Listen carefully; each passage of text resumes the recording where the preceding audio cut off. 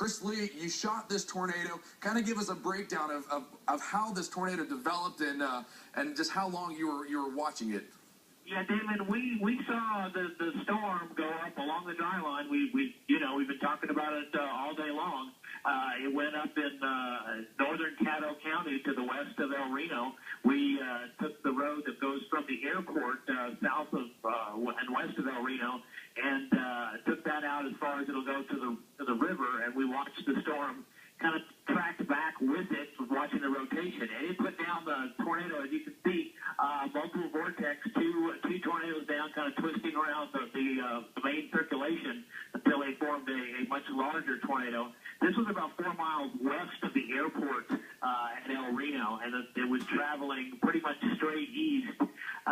From there, it just it turned into a much larger tornado, and we had a pretty good visual on it for a while. We were driving kind of alongside of it. We had to get a little bit further away because, as you can tell, it was pretty close when it started.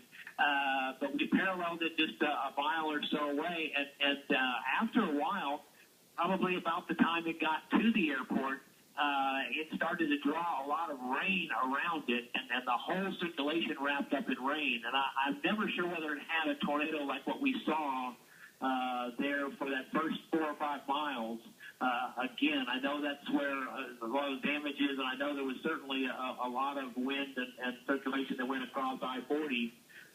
But we never, we talked a lot about how classic, how non-classic it was. The fact that it had so much rain that you really couldn't see what the tornado was doing. We followed it through south of Yukon, just to the north of Will Rogers Airport, and it had rotation, very strong rotation, and wrapped up in rain, basically from about Yukon all the way back, all the way through, David.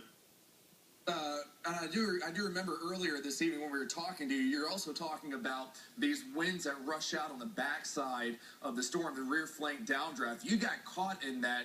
How strong did those winds feel? We got winds, I'm estimating, and I guess winds, 50, 60 miles an hour.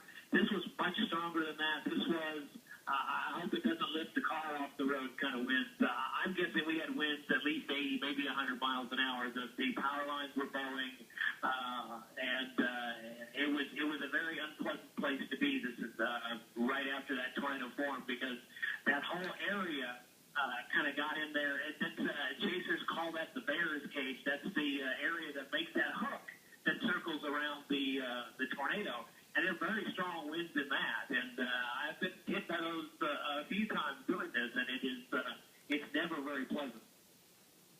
Certainly, we were hearing a lot of reports about, again, just how strong these rear flank downdraft winds were. Jeremy Carter, we were talking to him roughly around the same time, and he too was talking about saying he had never experienced winds as strong as they were. And we have his video as well. Again, this is coming in from Jeremy Carter, and his video.